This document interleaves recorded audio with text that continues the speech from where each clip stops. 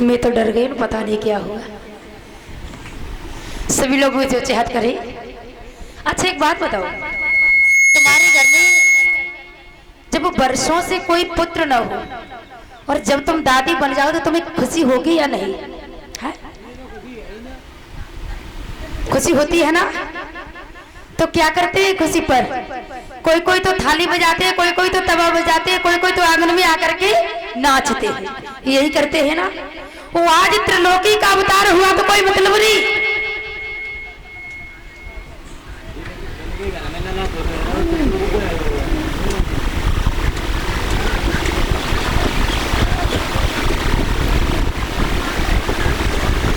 तो देखिए भगवान प्रभु ने अवतार लिया है तो सभी लोग प्रेम से कीर्तन बोलेंगे, और नहीं बोल सकते तो कोई बात नहीं, मुख हो तो बोलना, मुख ना हो तो मत बोलना। ये मुंह खाने के लिए तो हाल खुल जाएगा ना। किसी गेस्ट हाउस में जाकर के खड़े हो जाओ तो अच्छे अच्छे पकवान बने देखे हो ना, और उन पकवान को देख करके ये भूल जाओगे कि पूड़ी नहीं खानी चाहिए मुझे, ये गाजर का हलवा रखा है वो खाना चाहिए, अरे ये छेना रखे हुए ही ये खानी चाहिए। सब कुछ नहीं खाते, कभी नहीं खाया तो कोई बात नहीं है। जिन्होंने मिठाई खाई नहीं है तो वे क्या मीठे होंगे। दीदी एक बात सुनाओ आई। हाँ बोलो। देखो ताली बजाने से क्या फायदा होता है? क्या होता है? देखो ताली बजाने से तो 3 फायदा होता है। क्या? देखो एक तो आप सही में लड़ाई झगड़ा पड़ो हुई, आप सही में घर में लड़ाई है तो हम तुम बोलतना है बिना के जरूर बैठे हुए तो पता है क्या होगा। ताली बजाने से मेरी माता बहन किस्मत की हस्तरेखाएं बदलती है।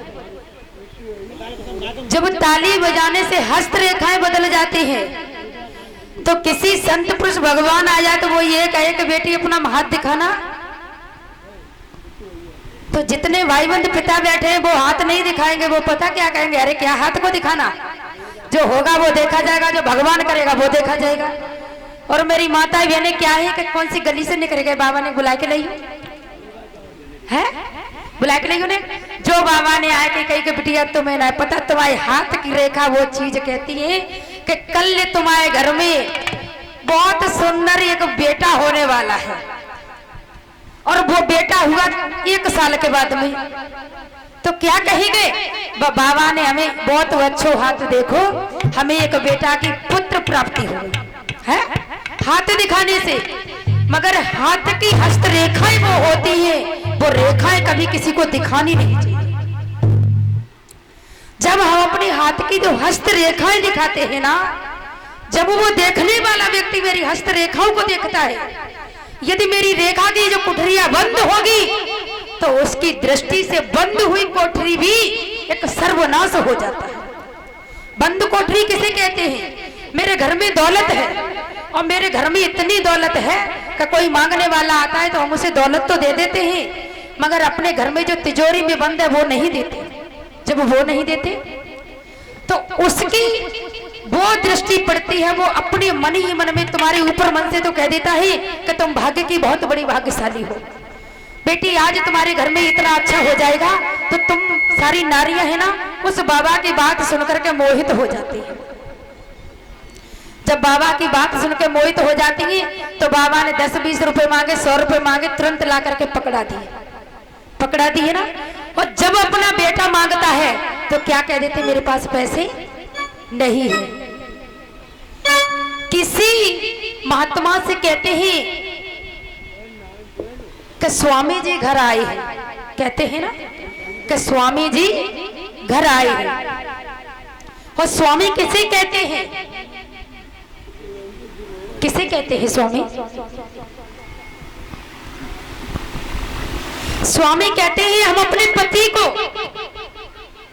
और जब वे बाबा आ गए, आइए स्वामी जी हमारे घर में तुम्हारा स्वागत है? स्वामी जी की बुराई मत करो, अभी बैठी थकत पे नहीं, जो बात है उसमें कोई बुराई नहीं है। आइए स्वामी जी मेरे घर में स्वागत है। अरे तुमने अपने घर में स्वागत किया उनका, अरे उनका स्वागत तो तुमने तन मन से कर दिया। कभी भी कोई संत पुरुष भगवान आ जाए तो इनसे ये कहो कि बाबा जी आप मेरे घर में पधारिए। मेरा स्वामी तो एक ही है। स्वामी तीन प्रकार के होते हैं। एक तो स्वामी होता है जीवन काटने वाला, एक स्वामी होता है मेरा परमपिता परमात्मा, और तीसरे स्वामी होते हैं जैसे संत महात्मा। तो संत महात्मा भगवान का स्वरूप होते हैं, उन्हें भगवान की दृष्टि से देखिएगा। जब अपन तो स्वामी कहते हैं तो उनका कोई स्वागत नहीं होता है, उनका अपमान होता है।